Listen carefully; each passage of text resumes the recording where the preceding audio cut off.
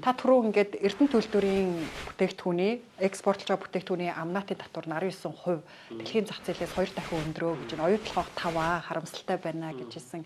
Ер нь ийм стратегийн томоохон уул уурхайн компаниудын одоо хөрөнгө оруулалтын гэрээг зурхтаа амнаат нь яагаад ийм өөр байдаг?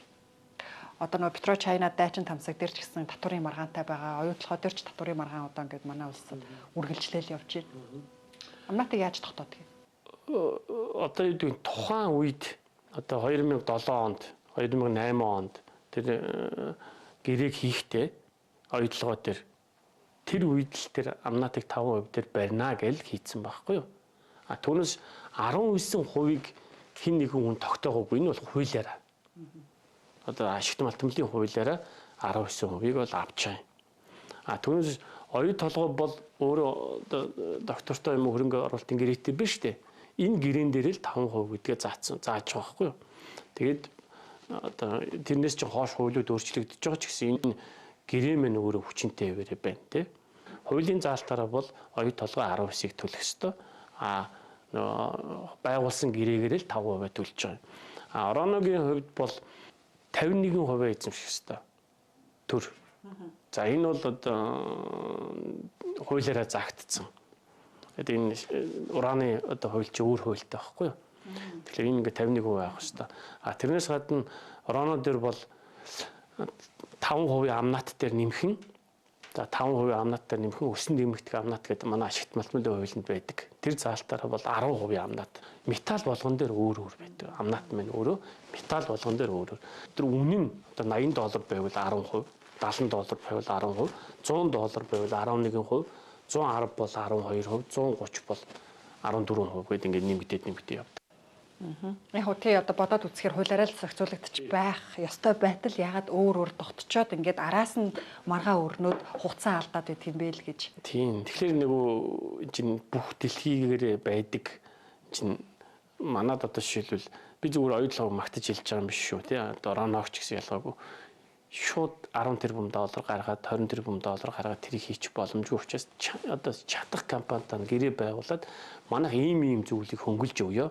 Энэ гэрээ мань тэдэн жилийн хугацаатай гэдэг ингээд гэрээгээ доктортой барина хуулинд өөрчлөлт орсон ч гэсэн энэ бол хууль хамаагүй энэ байгуулсан гэрээ мань хүчинтэй гэд тэр хөрөнгө оруулагчдыг татдаг ийм л хэсэг юм.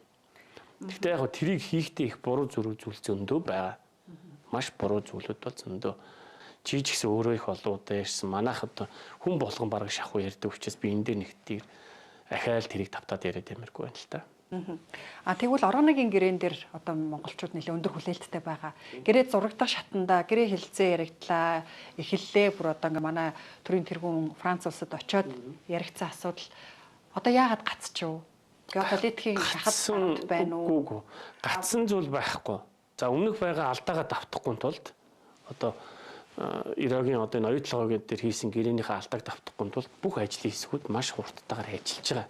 За манай бол Урхаа яамн дээр, Сангийн яамн дээр, эдийн засгийн хөгжлийн яамн дээр, манай хэрэг хэрэглэх газар тий одоо холбогдох бүх газруудад боловсролын яамн дээр ингээд бүгдөө ингээд ажиллаж байгаа. За энэ бүх ажлын хэсгүүдийг хурдуулж одоо болохгүй шүү дээ. Хурд дайда өөрөө тэр одоо хурдан гэрээгээ хий. Энд чи өөрөө шинжээчийн дүгнэлт гарна, хөндлөнгийн бос хүмүүсийн гарна одоо ингээд олон жижиг ажлын хэсгүүд хуралдаж байгаа. Тэгээд одоо яавал ашигтай юм. За яг одоо оюу толгой шиг гэрээгээ хийх үү? Одоо 34% аваад тэрэнд нь оролцоод явах юм уу? Эсвэл амнаатаар өндөр тавиад тэрэнд нь л татвараа л өндөр авъя. За тэгээд бүх татваруудаа маш хэмжээгээр өндөр авъя. Эсвэл одоо оюу толгой шиг 34% нь оролцоод 34% чинь минийх шүү гэдэг зарчмаар явах юм уу гэдэг. Энэ хоёр хүчнээ орон арах байна шүү дээ. Манай яамны санал ажлын хэсгүүд бол ер нь бол татвараа гүйцэд том хэмжээгээр одоо тэр амнаатай 13-4%-аар авах нь зөвөө гэдэг байр суурьтай бол байгаа. Тэгэхгүй бол одоо 34% нь оролцсон тэр компани 34% шүү дээ. Тэр компани өөрөө ямар технологи хэрэглэж байгаа юм, хаанаас зээл авах юм, хэдэн хувьтай авах юм, тэр хүмүүсээ яаж цайлнжуулах юм те, зардлаа яаж өсгөж байгаа юм. Тэр бүгдэнд нь хяналт тавина гэдэг бол айгүй хэцүү гэдгийг одоо хяналт тавьж чадахгүй ойлгоо гэрэн дээр маргаантай байгаа. Нарийн технологиуд ашиглагддаг те. Маш нарийн боловсон хүчин авч ашигладаг. Тэр хүмүүст ямар цайлуу өгөх юм. Тэгээд хаанаас тэр хөрөнгөө босгох юм. Тэр босгож байгаа хөрөнгө нь яаж одоо хүүтэй байх юм. Бид өөрсдөө одоо авж байгаа тэр 34% гэдэг юм уу 51% үнэхээр одоо хяналт тавиад бид нар өөрсдөө тэрэндээ зориулаад мөнгө гаргаж чадах уу? Ийм олон зүйлүүд бол байгаа. Түүнээс гацсан матсан зүйл бол байхгүй шүү. Гацсан юм.